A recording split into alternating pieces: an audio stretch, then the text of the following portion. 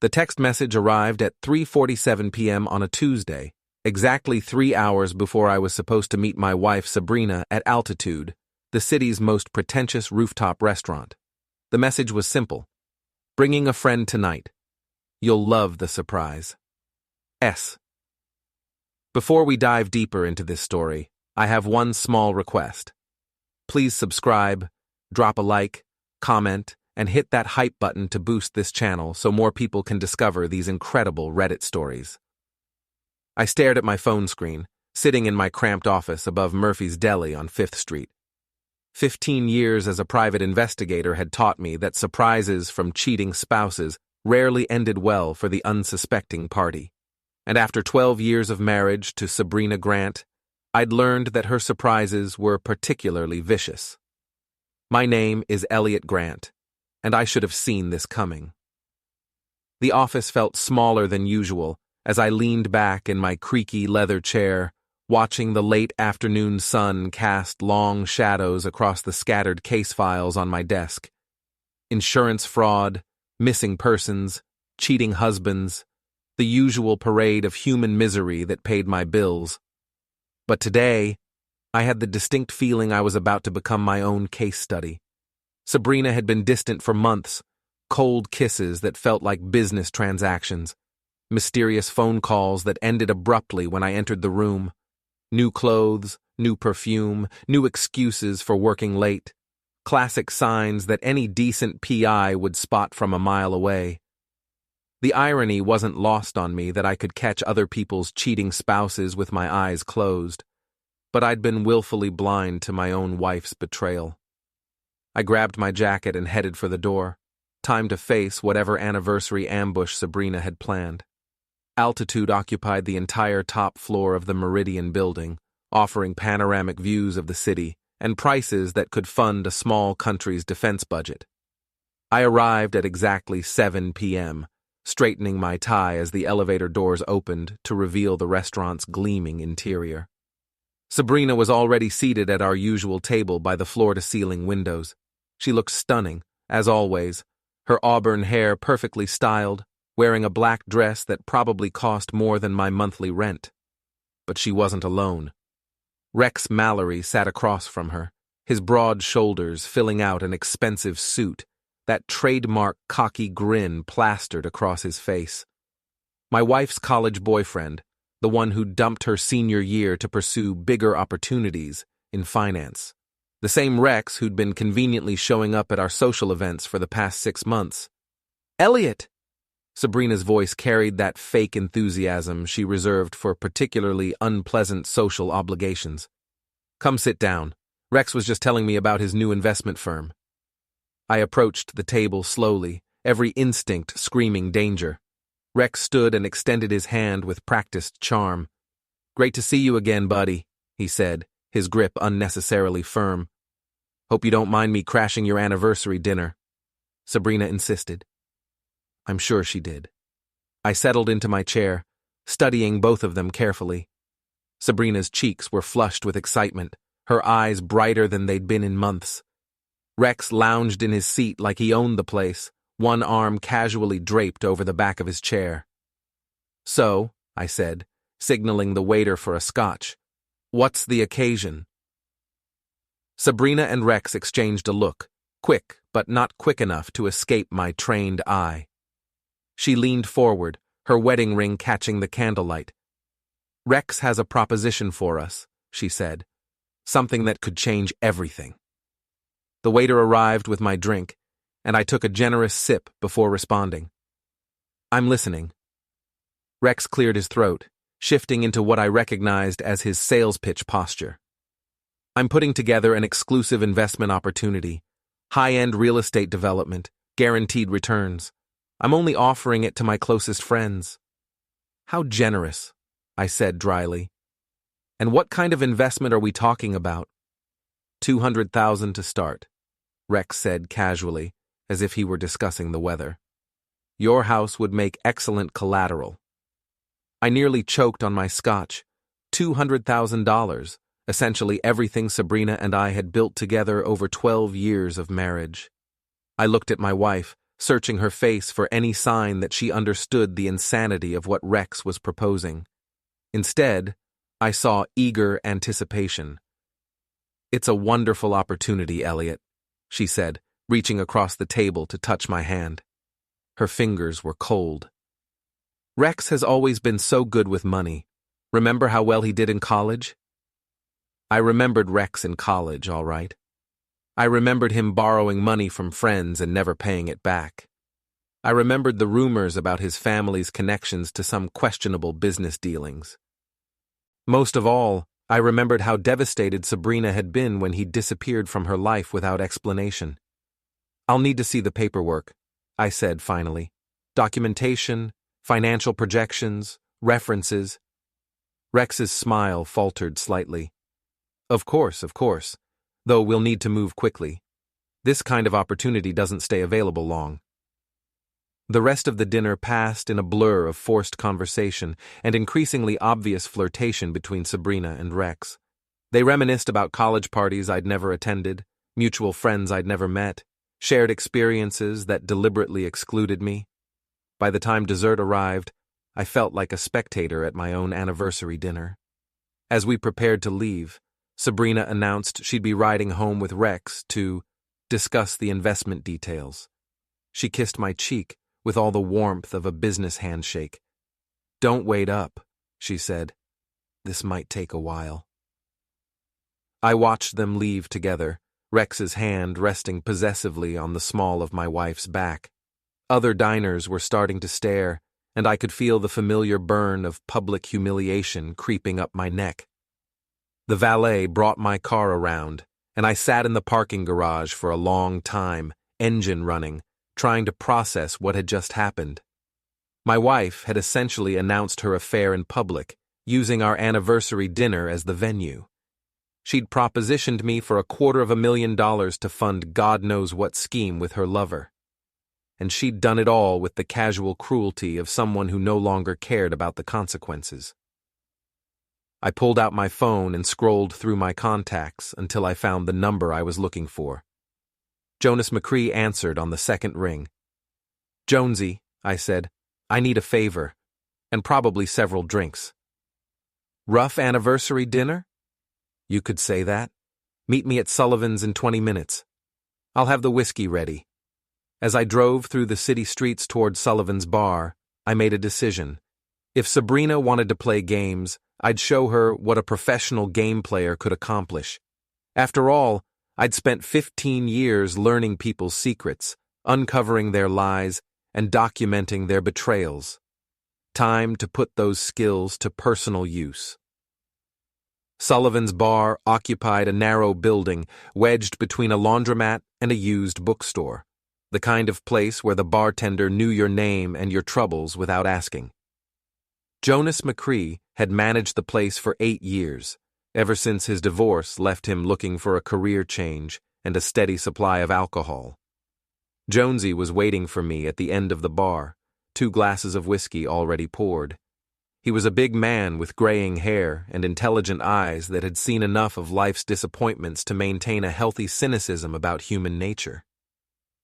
"You look like hell," he said as I slumped onto the bar stool beside him. "Feel worse." I knocked back half the whiskey in one gulp. "My wife's cheating on me. I figured that out 3 months ago. The question is, what are you going to do about it?" I stared at him. "You knew?" "Eliot, I've been your friend since high school.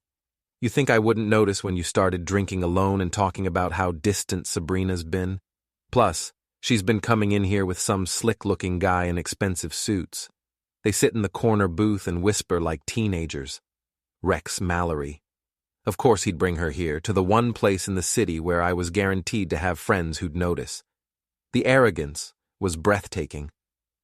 "Tell me everything," I said. Jonesy refilled our glasses and leaned against the bar.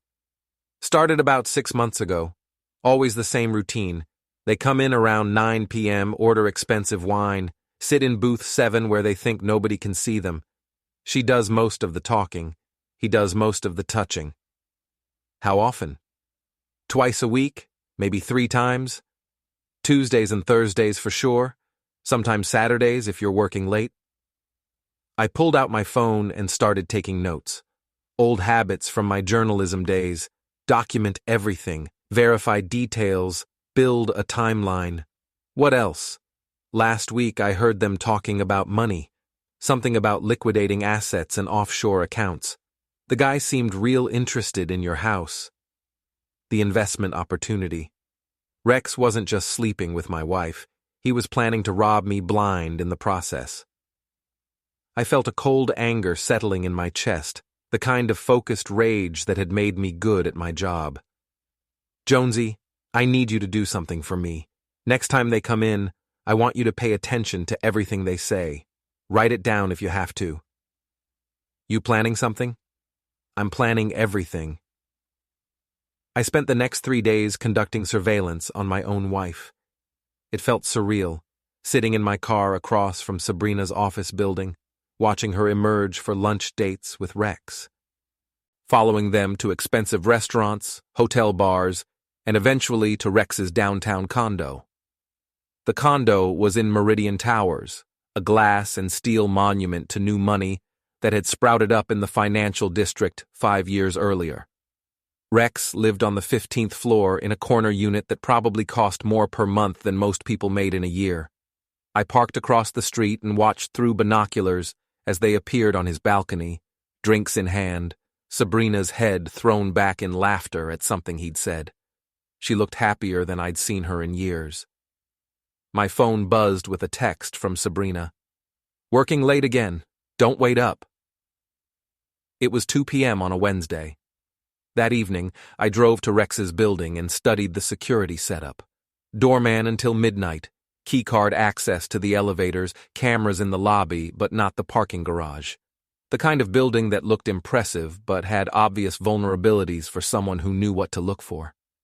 I was about to leave when I spotted Rex's car pulling into the garage. A silver Porsche 911, pristine and probably worth more than I made in 2 years. I followed at a distance and watched him park in space 47, a reserved spot near the elevator. As Rex walked toward the elevator, I noticed he was talking on his phone, his voice echoing in the concrete space. Told you the money will be available next week. My contact at the bank confirmed the loan approval. The elevator doors closed before I could hear more, but it was enough. Rex was planning to use my house as collateral for something, probably with Sabrina's forged signature on the paperwork. The question was whether my wife was a willing accomplice or just a useful idiot. I spent the next hour sitting in my car, making phone calls to old contacts from my newspaper days. By the time I drove home, I had appointments scheduled with 3 different sources who might have information about Rex Mallory's business dealings. The house was dark when I arrived. Sabrina's car wasn't in the driveway. I poured myself a drink and sat in my study, staring at the wedding photo on my desk.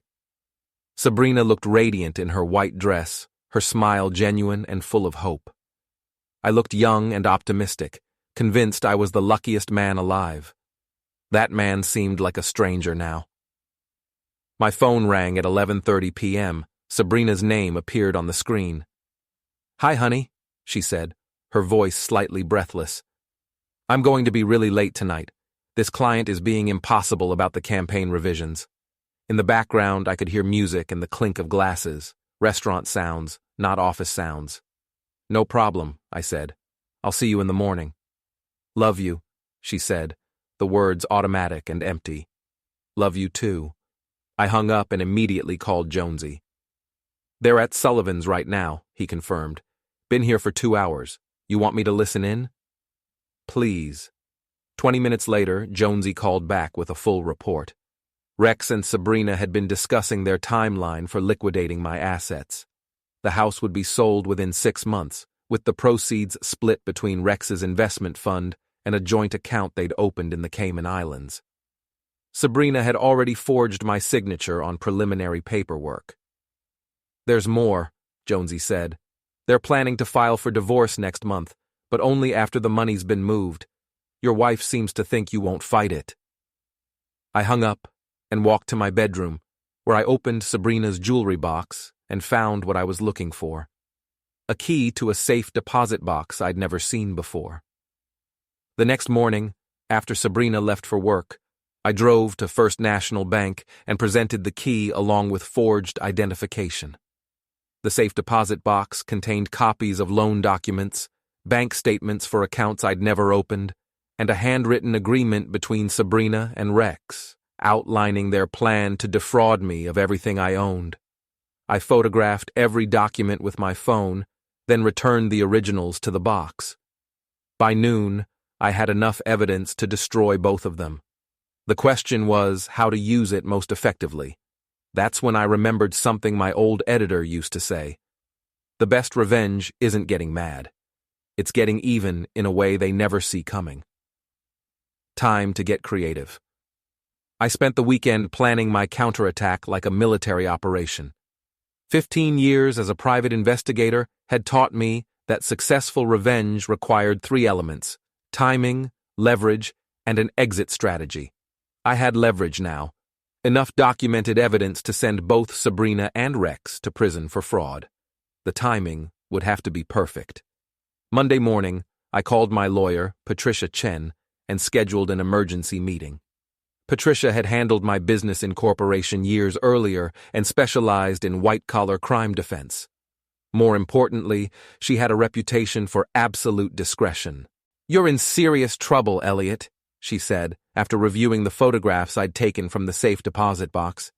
"Your wife has essentially stolen your identity to secure loans against your house. The forged signatures alone constitute multiple felonies." "What are my options?" "Legally, you could have them both arrested today. The evidence is overwhelming." Patricia leaned back in her chair, studying my face. "But you're not here for legal advice, are you?" "I want them to destroy themselves. Publicly." Patricia was quiet for a long moment. "I can't be part of anything illegal, Eliot. But if you happen to find a way to expose their crimes in a manner that didn't require my direct involvement..." "I understand." "Good. And Eliot, whatever you're planning, make sure you document everything.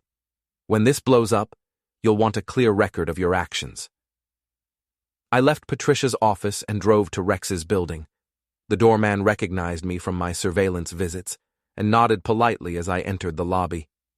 "I'm here to see Rex Mallory," I told him. "He's expecting me." The doorman called upstairs, and I heard him say, "Mr. Grant is here to see you, sir." After a brief pause, the doorman hung up and directed me to the elevator. 15th floor, apartment 1507. Rex answered the door in a silk bathrobe, his hair disheveled. Behind him, I could see Sabrina's purse on the kitchen counter. "Eliot," he said, his surprise quickly replaced by that practiced charm. "What brings you by?" "I've been thinking about your investment opportunity," I said. "I'd like to move forward." Rex's eyes lit up with greed. "Fantastic. Come in, let's discuss the details." The condo was exactly what I'd expected. Expensive furniture with no personality, abstract art that probably cost more than most people's cars, and a view of the city that screamed success. Sabrina emerged from the bedroom wearing one of Rex's shirts, her face flushed with embarrassment and defiance. "Eliot," she said, "this isn't what it looks like." "Actually, it's exactly what it looks like," I replied calmly. "But I'm not here about that. I'm here about the money." Rex and Sabrina exchanged glances. I could see them recalculating, trying to figure out how much I knew and how they could use the situation to their advantage. "Why don't we all sit down?" Rex suggested, gesturing toward the living room. I settled into a leather chair while Rex and Sabrina took the couch, sitting close enough to touch but not quite touching. The body language of people trying to appear casual while their world shifted beneath them. "I've reviewed the preliminary paperwork," I said, pulling out my phone. "The loan documents, the offshore accounts, the timeline for liquidating assets." Sabrina went pale. "How did you—" "I'm a private investigator, Sabrina. Did you really think you could hide financial fraud from someone who uncovers financial fraud for a living?" Rex leaned forward, his charm replaced by something harder. "What do you want, Eliot?" I want in. The silence stretched for nearly a minute. I could see them processing the implications, trying to determine whether this was a trap or an opportunity. You want in? Sabrina repeated. I want 50% of whatever you're planning to steal from me. In exchange, I'll cooperate fully with the divorce and asset transfer. Rex laughed, a sound without humor. You're not exactly in a position to negotiate, buddy. We have everything we need to move forward without your cooperation. Actually, you don't. I held up my phone, showing them a photo of the safe deposit box contents. You see, I found your little treasure trove of evidence. The original documents are currently in the possession of my attorney, along with detailed photographs of everything you've forged. Sabrina's face crumpled. Eliot, please, let me explain. There's nothing to explain. You decided to rob me blind and run away with your college boyfriend. I'm simply proposing a modification to your plan. Rex stood up, his hands clenched into fists. You son of a jerk. You think you can blackmail us? I think I can destroy you both with a single phone call, I said evenly. The question is whether you'd prefer to split the money 3 ways or spend the next decade in federal prison. For the next hour, we negotiated the terms of my wife's betrayal like a business transaction. Rex would modify the offshore accounts to include my name. Sabrina would transfer half of her jewelry and personal assets to me before filing for divorce. In exchange, I would cooperate with the sale of our house and wouldn't press charges for the fraud. As I prepared to leave, Sabrina grabbed my arm. Why are you doing this? She asked, tears streaming down her face. Why not just turn us in? I looked at my wife of 12 years, this woman I'd once loved more than life itself, and felt nothing but cold satisfaction. Because prison would be too easy, I said. This way, you'll have to live with what you've done. Every day for the rest of your life, you'll know that you destroyed our marriage for money you had to share with the husband you betrayed. I left them there, sitting in Rex's expensive condo, trying to figure out how their perfect crime had turned into a nightmare. But I wasn't done yet. Not even close. The next 2 weeks passed in a carefully orchestrated dance of deception. I played the role of the cooperative husband, signing papers, meeting with real estate agents, and maintaining the fiction that our divorce was amicable.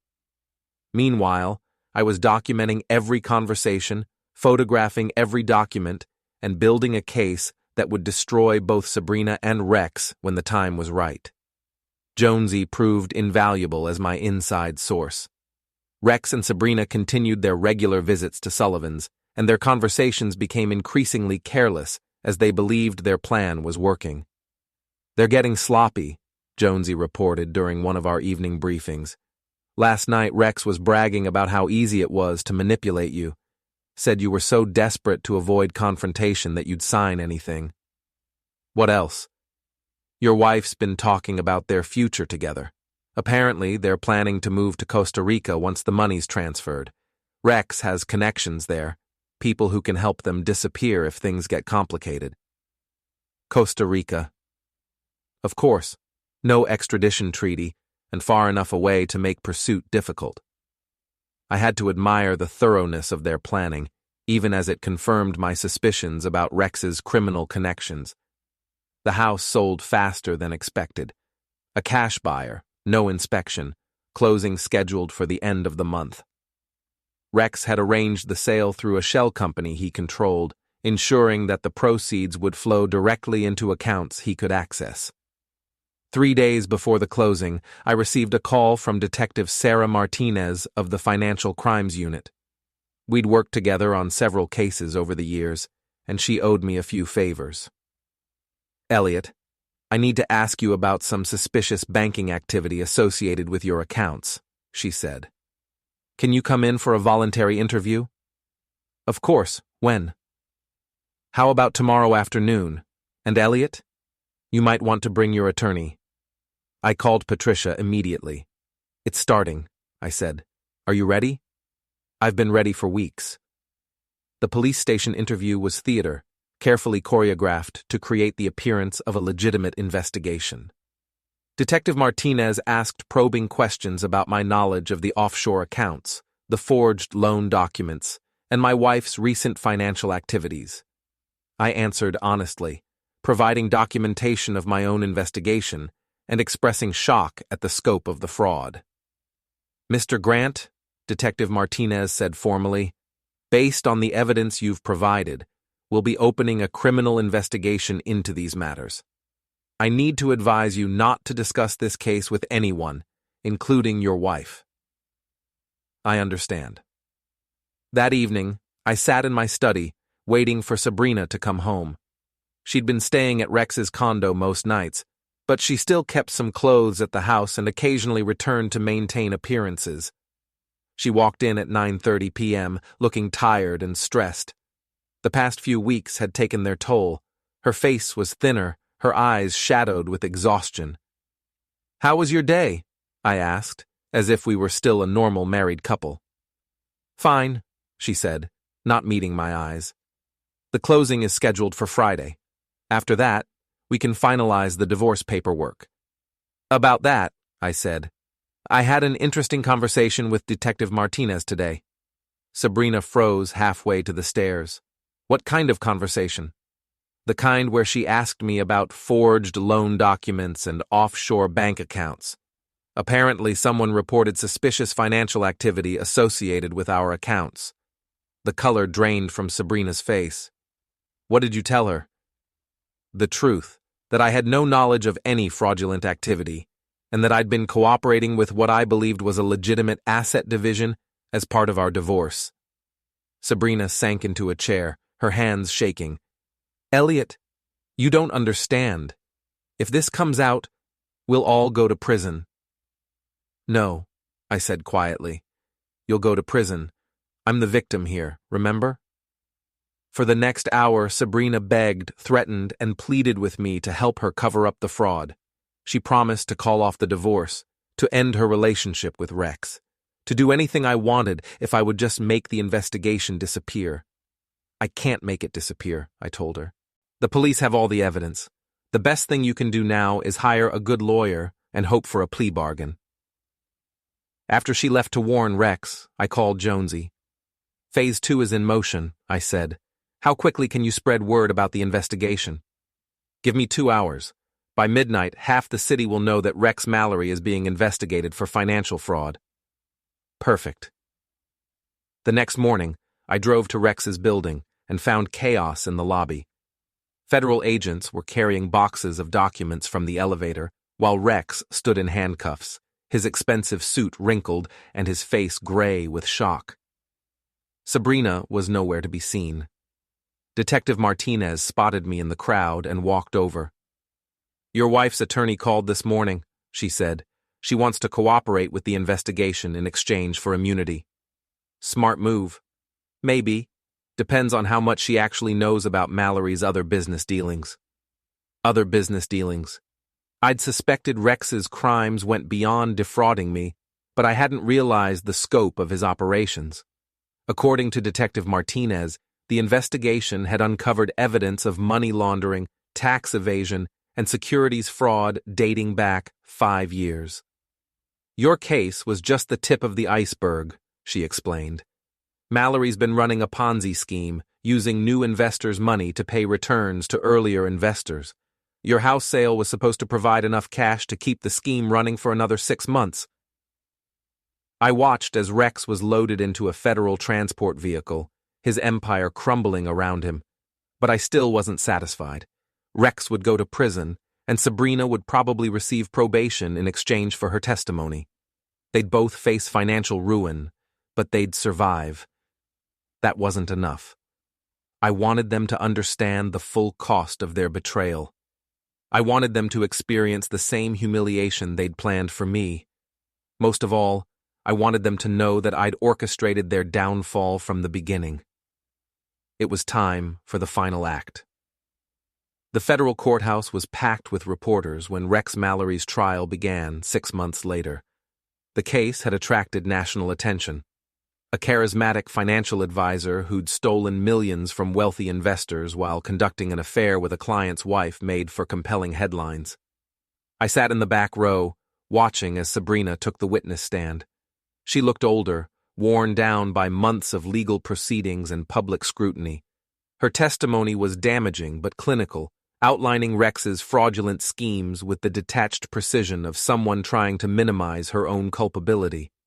Rex's defense attorney tried to portray him as a victim of his own success, a man who'd made poor decisions under pressure but hadn't intended to harm anyone. It was a weak strategy, undermined by the mountain of evidence the prosecution had assembled. The evidence I'd helped them assemble. During a recess, I approached the prosecutor, Assistant U.S. Attorney Michael Chen. "How's it looking?" I asked. "Guilty on all counts," he said confidently. "Your wife's testimony sealed it.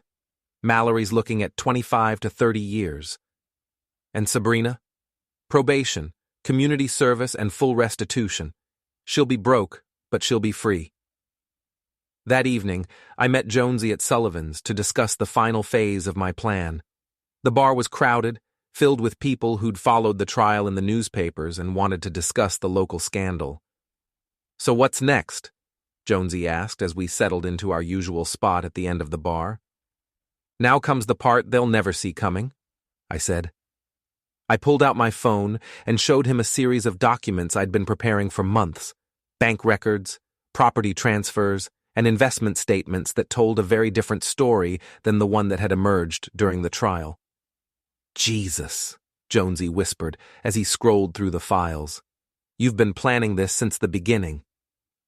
"Since the anniversary dinner," I confirmed. "Every signature Sabrina forged, every document Rex filed, every transaction they made, I documented all of it, but more importantly, I used their own system against them." The truth was elegant in its simplicity. While Rex and Sabrina had been focused on stealing my assets, I'd been systematically infiltrating their operation. The offshore accounts they'd established? I'd gained access using the same forged documents they'd created. The shell companies Rex used to hide his money? I'd become a silent partner using falsified investment agreements. Over the course of 6 months, I'd gradually siphoned money from Rex's Ponzi scheme and redirected it to accounts I controlled. Not enough to collapse the operation, that would have interfered with the federal investigation, but enough to ensure that when the scheme finally imploded, I'd recover far more than I'd lost. "How much?" Jonesy asked. $12 million, I said. "Rex stole $200,000 from me. I stole $12 million from him." The next morning, I drove to the federal prison where Rex was serving his sentence. Visiting him required advance approval, but my status as a victim in his case had expedited the process. Rex looked terrible. Prison had stripped away his polished veneer, revealing the weak, desperate man underneath. His expensive suits had been replaced by an orange jumpsuit, and his confident swagger had given way to the shuffling gait of the defeated. "Why are you here?" he asked as we sat across from each other in the visiting room. "To thank you," I said. Rex stared at me in confusion. "Thank me?" "For teaching me that marriage is a business partnership, and business partnerships require trust. When that trust is broken, the partnership dissolves." I pulled out a tablet and showed him bank statements from the accounts I'd been accessing during his trial. Rex's eyes widened as he processed the numbers. "You son of a jerk," he whispered. "You stole my money." "I recovered stolen property," I corrected. "The same way you were planning to recover my house and my assets. The only difference is that I was better at it." Rex lunged across the table, but the guards restrained him before he could reach me. As they dragged him away, I called out one final message. "Give my regards to your cellmate."